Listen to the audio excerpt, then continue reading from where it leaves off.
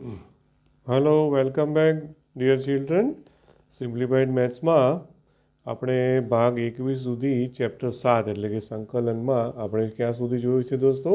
તો આપણે સ્વાધ્યાય 7.8 સુધીનો ટોપિક અને ત્યાર પછી એટલે ત્યાં સુધીમાં આપણે કઈ વસ્તુ જોયેલી છે થિયરીમાં?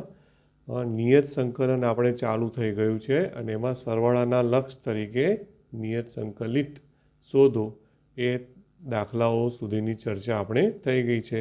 અને આપણે વાત થયેલી કે રિડ્યુસ સિલેબસમાં એ આ વર્ષે એક્ઝામમાં નથી, પણ એને તમે એવોઇડ કરી શકતા નથી, ભણવું પડે, કારણ કે તમારે JEE અથવા અન્ય પરીક્ષાઓ માટે એ જરૂરી છે, એટલા માટે. બરાબર. હવે ત્યાર પછી આપણે નિયત સંકલન જે છે એ નિયત સંકલનનો મૂળભૂત સિદ્ધાંત આવે છે અને એ મૂળભૂત સિદ્ધાંત આવશે અને એના પછી સ્વાધ્યાય 7.9 આવે છે. બરાબર. તો આપણે એની આજે ચર્ચા કરવાની છે. તો નિયત સંકલન જે છે એનો મૂળભૂત સિદ્ધાંત તે આપણે ચાલુ કરીએ. હવે બહુ જ સરળ છે. ઓકે. હવે નિયત સંકલનનો મૂળભૂત સિદ્ધાંત જે છે એ આ રીતનો આવે છે દોસ્તો, કે ભાઈ જો ઇન્ટિગ્રેશન ઓફ fx dx બરાબર, ધારો કે જો કેપિટલ fx હોય, ઓકે, ઇન્ટિગ્રેશન ઓફ, હવે આ નિયત સંકલન છે એટલે અહીંયા પ્લસથી લખતો નથી, કારણ કે આપણે જ્યારે લિમિટ લગાવશું ને તો શું થાય છે જોજો. જો સ્મોલ એફએક્સનું સંકલન કરો અને કેપિટલ એફએક્સ મળે તો integration of fx dx from A to B જો આપવામાં આવે, લિમિટ આપવામાં આવે, આને શું કહેવાય છે? અધર સીમા અથવા લોઅર લિમિટ, અને આને ઉર્ધ્વ સીમા અથવા અપર લિમિટ કહેવાય. બરાબર. તો એનો આન્સર જો સ્મોલ એફએક્સનું સંકલન કેપિટલ એફએક્સ થતું હોય તો એનું એ જ કરવાનું, પણ એમાં આ જે લિમિટ આપી હોય લિમિટ એપ્લાય કરી દેવાની ફ્રોમ એ ટુ બી. અને આ મૂળભૂત સિદ્ધાંત એવું કહે છે કે પહેલાં અપર લિમિટ લગાવો અને પછી લોઅર લિમિટ લગાવો, F B minus F A. બરાબર. ઓકે. આ છે નિયત સંકલનનો મૂળભૂત સિદ્ધાંત, કે ભાઈ પહેલાં અપર લિમિટ લગાવો, પછી માઇનસ કરો અને પછી લોઅર લિમિટ લગાવો. ઓકે. ઇવન હવે તમને એવું થાય કે સર અહીંયા તમે પ્લસ સી કેમ ના લીધું, કારણ કે આ તો અનિયત સંકલન છે. તો આમાં તમે પ્લસ સી લગાવો, ધારો કે મેં પ્લસ સી લીધું, તો શું થાય કે અહીંયા પ્લસ સી લીધું હોય તો આ જે લખ્યું છે મેં ત્યાં મારે પ્લસ સી લખવું પડે. સાંભળી લેજો. હું અત્યારે અહીંયા લખતો નથી, અહીંયા મારે પ્લસ સી લખવું પડે. તો fx plus C from A to B. પછી આ નિયમ પ્રમાણે પહેલાં કઈ લિમિટ એપ્લાય કરવાની? Upper limit. તો અપર લિમિટ એપ્લાય કરો એટલે શું થાય? એફ બી પ્લસ સી અને પછી માઇનસ, પછી લોઅર લિમિટ. તો એફ એ માઇનસ સી, કારણ કે પ્લસ સી છે પણ માઇનસના કારણે માઇનસ સી થઈ જશે. તો શું થયું? હું બોલ્યો એમાં બોલો. પ્લસ સી અને માઇનસ સી ઉડી ગયા કે નહીં? ઓકે. તો આ પ્લસ સી અને માઇનસ સી કટ થઈ ગયા, એટલે તમે પ્લસ સી લગાવો છો તો પણ પ્લસ સી ઉડી જાય છે, પ્લસ માઇનસ ઉડી જાય છે. અને એટલા માટે જ આ નિયત સંકલન છે, ડેફિનેટ ઇન્ટિગ્રેશન, અને આ એનો મૂળભૂત સિદ્ધાંત છે. ઓકે. એટલે હવે શું છે કે જે નેક્સ્ટ સ્વાધ્યાય છે ને 7.9 દોસ્તો, એ 7.9 સ્વાધ્યાય છે ખાલી આના ઉપર આધારિત છે. બરાબર છે. હવે એની અંદર તમારું આગલા ચેપ્ટરનું એટલે આગલા ટોપિકનું 7.7 સુધીનું તમે જે પણ ભણ્યા છો ને અનિયત સંકલન, એ બધા જ સૂત્રો, બધી જ મેથડ, મતલબ કે પેલું આદેશનો નિયમ, પછી યુવી એટલે ખંડસહ સંકલનનો નિયમ, એ બધું આમાં એપ્લાય કરી શકો.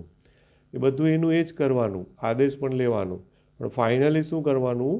તો કે આ રીતે જે જવાબ આવે ને એમાં લિમિટ મૂકવાની રહેશે. આ એક કામ વધારાનું થાય. અને એનો એક ફાયદો એ થાય છે કે આદેશ લઈએ તો ચલ પરિવર્તન થાય, પછી એનું મૂળ ચલમાં રૂપાંતર નથી કરવું પડતું, કારણ કે ચલ પરિવર્તન થાય ને એની જોડે જોડે લિમિટ પણ બદલાઈ જશે. લિમિટ પણ બદલાઈ જશે. આપણે દાખલો ગણીશું ને એટલે તમે જોજો. બરાબર કે નહીં? ઓકે.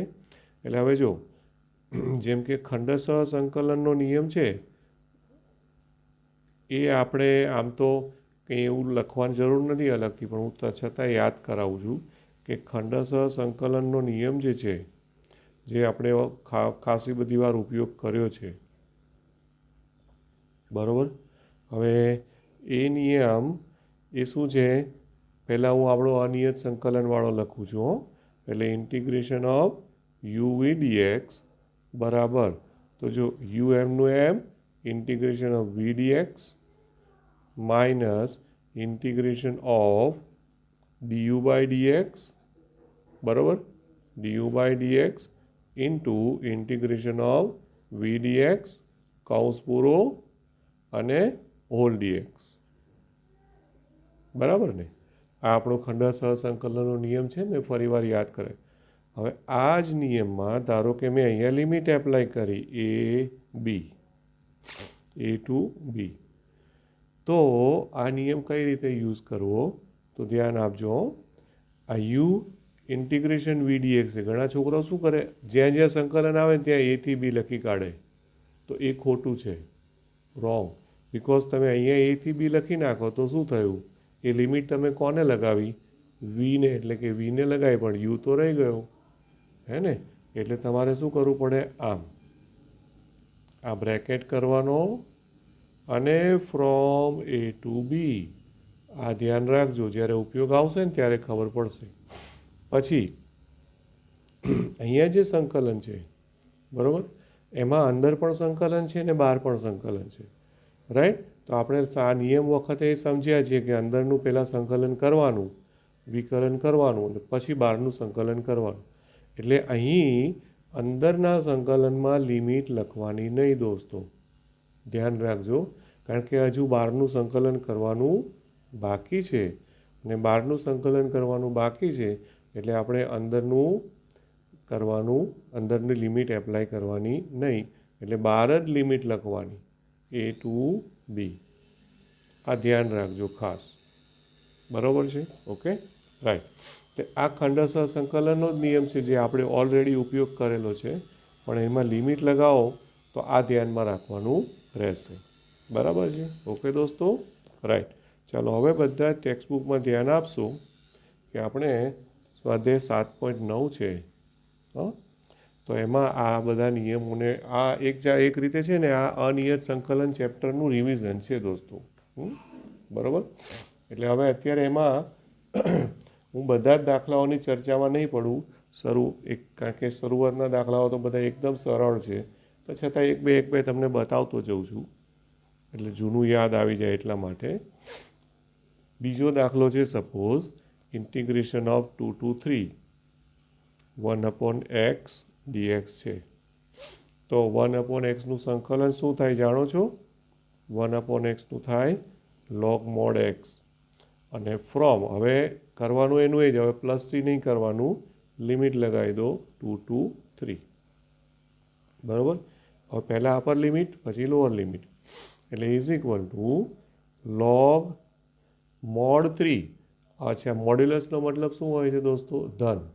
હવે 3 અને 2 તો ઓલરેડી ધન જ છે, એટલે હવે હું માનાક ના લખું તો ચાલે, log 3 minus log 2, log 3 minus log 2, બરાબર. આમ તો આન્સર આવી ગયો, પણ બાદબાકીનો ભાગાકાર કરવો હોય તો log ઓફ 3/2, આ થઈ ગયો જવાબ, બરાબર કે નહીં. ઓકે, બોલો. આઈ થિંક ઇઝી છે.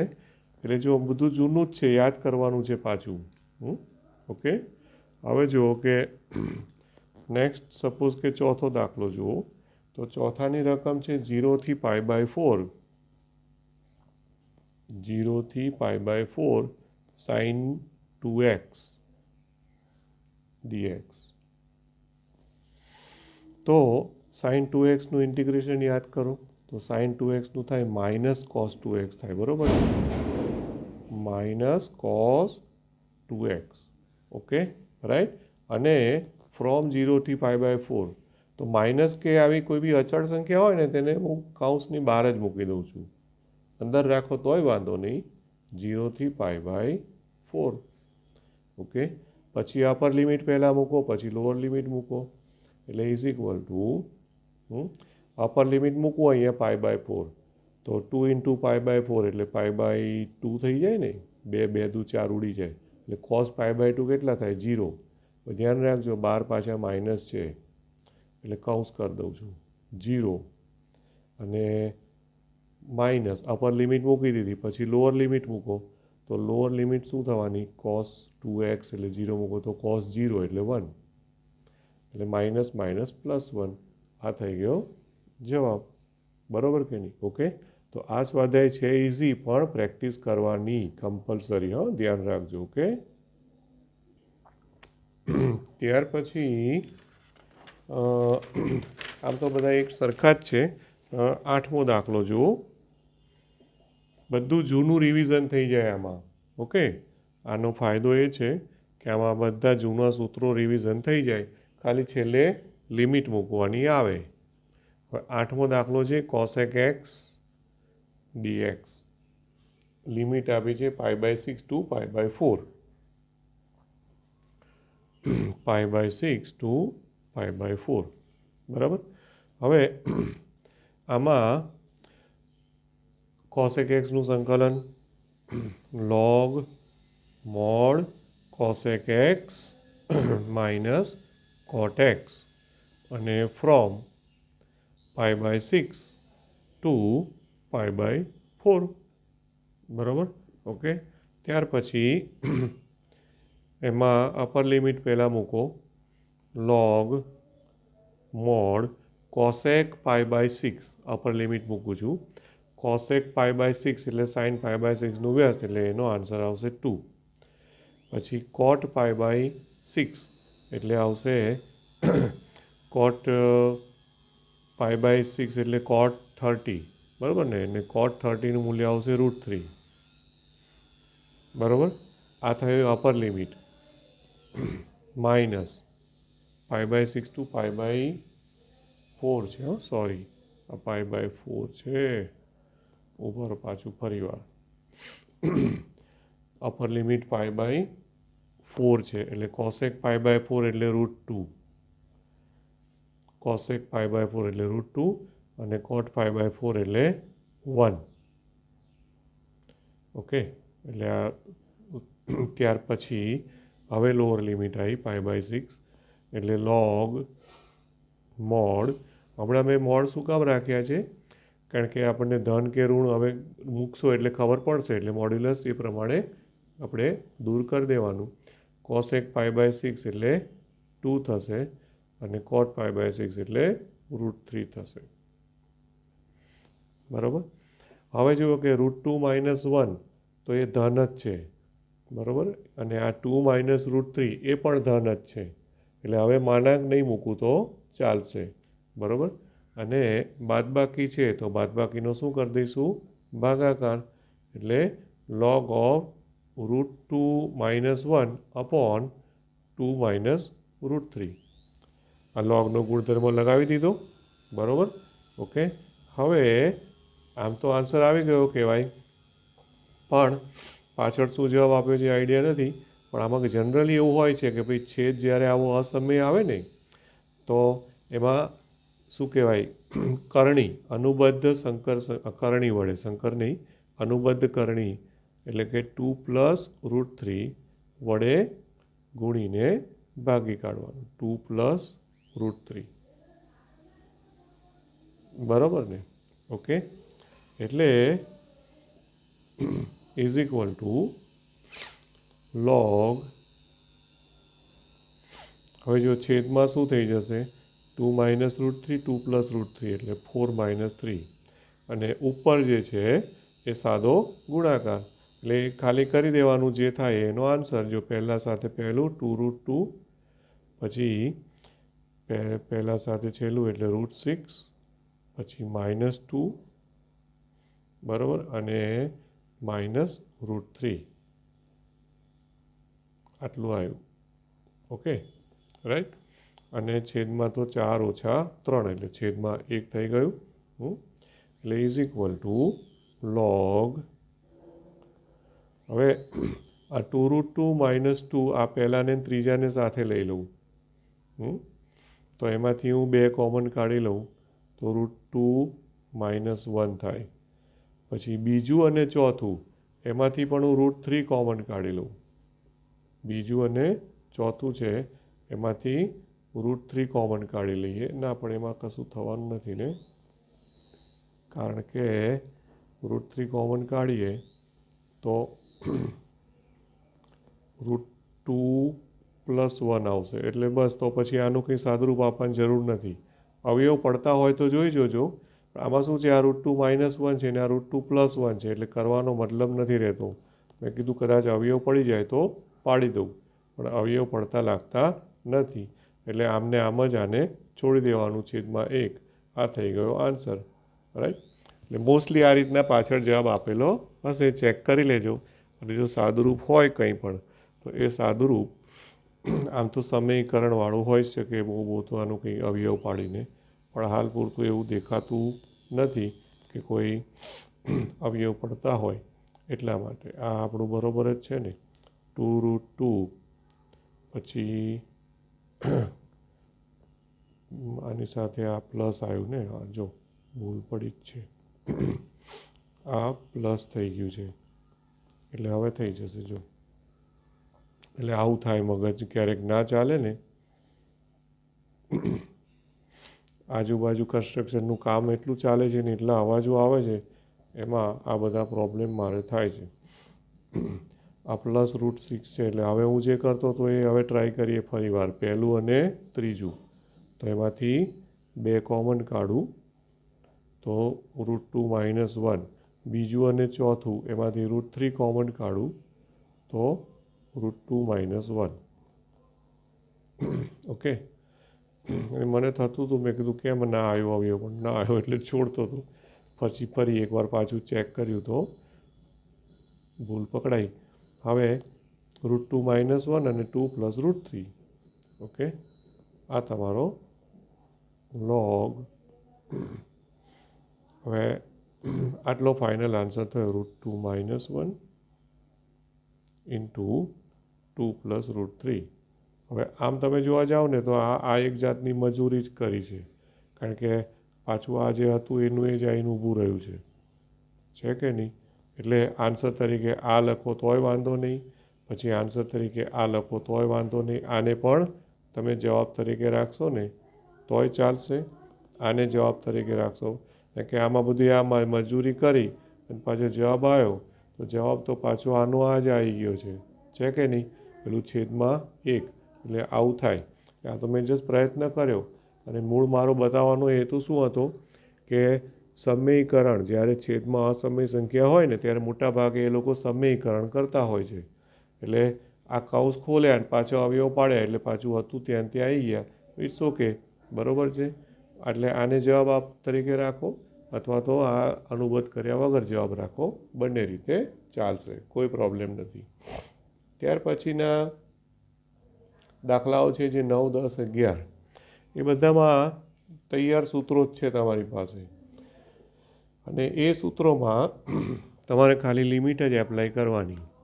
સપોઝ કે ભાઈ 9મો દાખલો છે, જો તો 9મા દાખલામાં ઇન્ટિગ્રેશન dx upon √1 - x². છે, અને એમાં લિમિટ આપી છે ફ્રોમ 0 થી 1. તો આમાં સૂત્ર યાદ કરવાનું, √a² - x² છે ને, બરાબર. ઓકે, તો એ સૂત્ર વાપરીએ તો શું થશે, 1 તો આવે જ નહીં, એમાં sin inverse x/a એનું સૂત્ર છે, એટલે a = 1 છે, એટલે sin inverse x અને ફ્રોમ 0 to 1 લિમિટ મૂકવાની. પછી પહેલાં અપર લિમિટ મૂકો, તો અપર લિમિટ મૂકીએ એટલે પેલું sin inverse 1 કરો, બરાબર, sin inverse 1 અને minus sin inverse 0. Right. sin inverse 1 એટલે કેટલા થશે, π/2, અને sin inverse 0 એટલે 0. આ થઈ ગયો જવાબ. તો 9, 10, 11 સુધી બધું આનું આ જ. ત્યાર પછી 12 નંબરના દાખલાથી જે છે, 12 થી 20, એ બધામાં પણ વસ્તુ એની જ આવશે દોસ્તો, પણ શું હશે કે કદાચ કંઈ આદેશ લેવો પડે, કોઈ નિત્યસમ, આપણું ગુણિત ઉપગુણિત, ત્રિકોણમિતિના સૂત્રો, આવું કંઈ વાપરવાનું આવે. સપોઝ કે ભાઈ જો 12મો દાખલો છે, તો 12માની રકમ છે cos સ્ક્વેર એક્સ ડીએક્સ છે. તો cos સ્ક્વેર એક્સ ડીએક્સમાં સીધું સૂત્ર ના વપરાય, કારણ કે cos સ્ક્વેર એક્સને તમારે 1 પ્લસ cos 2x કરવું પડે બાય 2, બરાબર. અને એમાં લિમિટ શું આપી છે? 0 થી π/2, ફ્રોમ 0 થી π/2. તો પહેલાં મેં ગુણિત ઉપગુણિતનું સૂત્ર વાપરી દીધું, અને હવે ઇઝ ઇક્વલ ટુ આ છેદમાં 2ને બહાર જ મૂકી દઉં, અને પછી સંકલન કરું તો 1નું એક્સ થાય, અને cos 2xનું શું થાય? sin 2x, અને ભાગ્યા 2 કરવું પડે ને, 2ના સહગુણક વડે એક્સનો, અને ફ્રોમ 0 ટુ π/2. ઓકે. હવે પહેલાં અપર લિમિટ મૂકો, પછી માઇનસ અને લોઅર લિમિટ. ઓકે. તો 1/2 ઇન્ટુ અપર લિમિટ મૂકવું એટલે આ π/2 વત્તા અહીંયા π/2 મૂકશો તો 2x બરાબર તો પાઈ થઈ જશે ને, 2 ઉડી જશે, એટલે sin π, તો sin πનો આન્સર 0, એટલે એ 0 જ થઈ ગયું. ભાગ્યા 2 કરવાની જરૂર નહીં. પછી માઇનસ લોઅર લિમિટ મૂકો, આ અપર લિમિટ થયું, પછી લોઅર લિમિટ 0, તો 0 મૂકવું એટલે 0 વત્તા 0, કારણ કે sin 0 0 જ થાય ને. ઓકે. એટલે બસ હવે ખાલી π/2 ને 12 1/2, એટલે π/4 એનો જવાબ આવી ગયો. બરાબર કે નહીં? ઓકે દોસ્તો, તો આ રીતના તમારે ટૂંકમાં બધું કરવાનું રહેશે. હવે જો 13 14 બંને દાખલા ઓલમોસ્ટ એક સરખા છે, એમાંથી સપોઝ આપણે 14મો દાખલો વિચારો. 14માની રકમ જો 0 to 1 2x + 3 i બરાબર 0 to 1, બીજી પેન લઉં છું, i બરાબર 0 to 1 2x + 3 upon 5x square plus 1. Okay. હવે આની બે રીત છે. પહેલાં કાં તો સીધું છેદનું વિકલન ઉપર ગોઠવી દો, અને અથવા તો પહેલાં છેદ છૂટા પાડી દો. એટલે પહેલાં હું સપોઝ છેદ છૂટા પાડી દઉં તો 2x upon 5x square plus 1 dx, અને વત્તા 3 upon 5x square plus 1 dx from 0 to 1. અને હવે છેદનું વિકલન અંશમાં અહીંયા ગોઠવો. આ બધી જૂની મેથડ છે, એટલે હું બહુ એક્સપ્લેન નથી કરતો, તમે કરેલી જ છે અગાઉ. છેદનું વિકલન શું થશે? 10x, એટલે ઉપર 2x તો છે જ, તો મારે 2ની બદલે 10 લાવવાના છે, એટલે 10x કરવા છે તો શું કરવું પડે? 5 વડે ગુણીને ભાગ્યા 5x સ્ક્વેર પ્લસ 1, એટલે છેદનું વિકલન અંશમાં આવી ગયું. ઓકે. હવે આમાં 3 અચળ, અને આ જે છે એને તમે આ રીતે લખી દો, √5x² અને વત્તા 1². બરાબર કે નહીં? ઓકે. બસ હવે પત્યું. બંનેમાં સૂત્ર આવી ગયા છે. અહીંયા છેદનું વિકલન અંશમાં આવી ગયું છે, અને અહીંયા કયું સૂત્ર આવ્યું છે? tan inverse. બરાબર. તો આનો આન્સર થશે 1/5 log mod છેદ 5x² પ્લસ 1, અને ફ્રોમ 0 to 1. અને આમાં થશે પેલું tan inverse 1/a tan inverse x/a, પણ પાછો એક્સનો સહગુણક √5 છે, ધ્યાન રાખજો. એટલે એ √5 વડે તો આખા સૂત્રને ભાગવાના, એટલે 1/√5. પછી a બરાબર 1 છે, એટલે એ લખવાની જરૂર નથી. એકચ્યુઅલી 1/1 આવે, પણ એ લખવાની જરૂર નથી. આ તો ખાલી મેં લખ્યું. tan ઇન્વર્સ √5x બરાબર અપોન 1, એ બી લખવાની જરૂર નથી. અને ફ્રોમ 0 to 1 છે, એટલે ફ્રોમ 0 to 1. ઓકે. આ 1/1 લખવાની જરૂર નથી. હવે upper limit minus lower limit બંનેમાં કરી અને તમે જસ્ટ ટ્રાય કરજો દોસ્તો કે આનો શું જવાબ આવે છે. બરાબર ને? ઓકે. જે પણ આન્સર આવે કે અહીંયા ટેન ઇનવર્સ √5 આવવાનું છે. હવે ટેન ઇનવર્સ √5 કોઈ જાણીતું માપ નથી, એટલે પછી એનું કશું ના થાય. એને તમારે ટેન ઇનવર્સ √5 જ રાખવું પડે. એટલે એવું જરૂરી નથી કે આપણને કોઈકને કોઈક જાણીતા ખૂણાના માપ મળે જ. બરાબર કે નહીં? ઓકે. તો બધા દાખલાઓ ટૂંકમાં આ જ રીતના છે દોસ્તો, હે ને? ઓકે. તો હવે ત્યાર પછી સપોઝ 15મો દાખલાની વાત કરો તો એમાં યુવી લેવાનું છે. 15મો દાખલો છે એમાં શું કરવાનું છે? તમારે યુવીનો ઉપયોગ કરવાનો છે. એટલે ખાલી હિન્ટ આપી દઉં છું. ના, પણ જો કે યુવી છે એટલે એકવાર આપણે ગણી કાઢીશું, કારણ કે પહેલી વખત યુવી આવે છે ને. 0 to 1 x e⁻x². 0 to 1 x e⁻x² dx છે. હવે આમાં યુવી ડાયરેક્ટ ના કરવું હોય તો પહેલાં તમે છે ને x² બરાબર t ધારી લો. ઓકે. હવે x² બરાબર t ધારું તો આનું વિકલન શું થાય? 2x dx બરાબર dt. તો રકમમાં x dx છે એટલે x dx બરાબર 1/2 dt.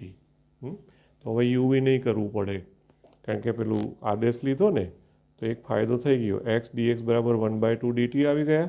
ઉપરાંત આદેશ લો તો આમાં વધારાનું કામ શું થાય છે? લિમિટ પણ ચેન્જ કરવાની દોસ્તો. એટલે તમે હવે રકમમાં x ચલ માટે લિમિટ 0 થી 1 છે, તમે t ધારી લીધો છે. એટલે ઉપરાંત તથા લોઅર લિમિટ 0 છે એ કોની છે? x બરાબર છે.